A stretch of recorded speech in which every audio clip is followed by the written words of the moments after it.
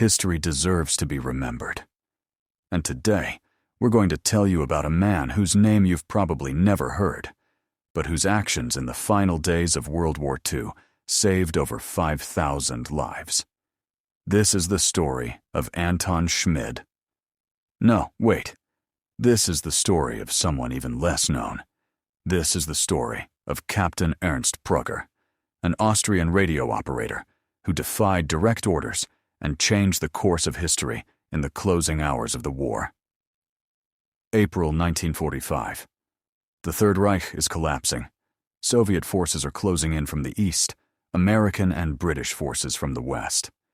In a small village in what is now the Czech Republic, a German Wehrmacht garrison is preparing for one final desperate stand. The village of Krzyżanów holds approximately 5,000 civilians, men, women, children, elderly. The German commander, Colonel Heinrich Müller, has received orders from Berlin. Defend until the last man. Destroy everything of value. Leave nothing for the enemy. This was typical of Hitler's Nero decree. If Germany couldn't have Europe, no one could. Bridges were to be blown, buildings destroyed, and in many cases, civilians who might aid the enemy were to be eliminated. Captain Ernst Prager was 32 years old. He wasn't a Nazi. He'd been conscripted in 1942, trained as a radio operator, and spent most of the war in relatively quiet posts. He had a wife and young daughter back in Vienna. He just wanted to survive and go home. But now, monitoring the radio traffic, Prager heard something that chilled his blood. Colonel Müller was planning to evacuate all German forces from the village, and before leaving, set fire to the buildings with the civilians locked inside. The official report would claim it was Soviet artillery. Just another tragedy of war. The orders came from higher up, Müller claimed. He was just following protocol. Prager faced an impossible choice. If he followed orders and said nothing, 5,000 innocent people would die.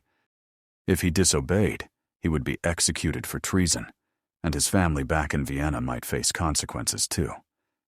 What would you do? Prager made his decision in the middle of the night. Using his access to the radio equipment, he did something extraordinary. He sent out an unauthorized message on an American military frequency, in English, which he'd learned before the war. American forces, German unit planning civilian massacre at Krzyżanów. Coordinates 49.44 degrees, 16. Urgent intervention required. No time. Please hurry. Then he sent it again. And again. Every 15 minutes for 2 hours. But there was a problem. The nearest American units were still 40 kilometers away. They were advancing quickly, yes, but Müller planned to execute his plan at dawn, just 4 hours away. Prager needed to buy time, so he did something even more dangerous. He sabotaged the garrison's vehicles, sugar in the fuel tanks, cut brake lines, disabled radios on the transport trucks. He worked through the night, moving like a ghost through the motor pool. 5:30 a.m. Dawn was breaking. Colonel Müller assembled his men and gave the orders to begin evacuating German personnel and preparing the final solution for the village. But the trucks wouldn't start. The half-tracks were dead. Radio communication was spotty. Müller was furious. He suspected sabotage, but had no proof and no time to investigate. He ordered his men to begin on foot. They would complete the operation and march out afterward. At 6:15 a.m., German soldiers began herding villagers into the largest buildings: the church, the school, the town hall. The civilians were terrified. Rumors had spread about what was coming. Mothers clutched their children. Old men prayed. Prager watched from the radio room, his hands shaking. Had his message gotten through? Were the Americans coming? Or had he doomed these people and himself for nothing? Then, at 6:47 a.m., he heard it. The distant rumble of engines. Tank engines. American Sherman tanks from the 11th Armored Division rolled into Krzyżanów at full speed. They'd received Prager's message and drove through the night, pushing their crews to the limit. Colonel Müller was caught completely off guard. His men were scattered, disorganized, and without functioning vehicles. A brief firefight erupted, but it was over in minutes. The German garrison surrendered. The American commander, Lieutenant Colonel James Parker, immediately ordered the civilians released. When he learned what had nearly happened, what Prager had prevented, he insisted on meeting the radio operator. Prager expected to be arrested by his own side, or at minimum, to face a court-martial in American hands. Instead, Parker shook his hand and said something Prager never forgot. "You're not a soldier. You're not a German or an Austrian. Today, you're just a man who did the right thing. That makes you a hero." The war in Europe ended 3 weeks later. Prager was held as a POW for several months, but was released by the end of 1945. He returned to Vienna and reunited with his family. He never sought recognition. In fact, he rarely spoke about what happened.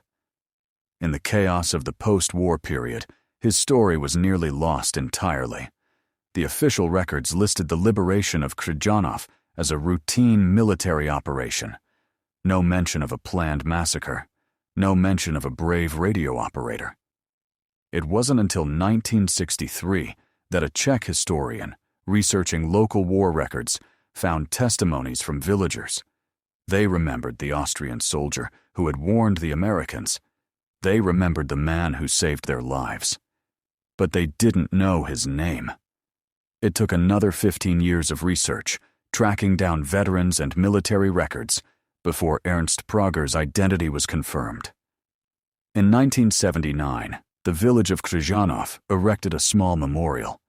It reads, in Czech, German, and English, "To Captain Ernst Prager, who chose humanity over orders. 5,000 lives saved, April 1945. Prager was invited to the unveiling. He was 66 years old. When asked by reporters why he'd risked everything, he gave a simple answer. "I was a radio operator. My job was to send messages. That night, I sent the most important message of my life." He passed away in 1987, largely unknown outside of that small Czech village. No movies were made about him. No best-selling books. He received no medals from Austria or Germany. Officially, what he did was still considered desertion and sabotage. But in Krzyżanów, every year on April 8th, the village holds a remembrance ceremony. Descendants of those 5,000 people gather. They light candles. They say his name, Ernst Prager. History is full of famous heroes, generals who won battles, leaders who inspired nations, soldiers who charged into impossible odds. But history is also full of quiet heroes.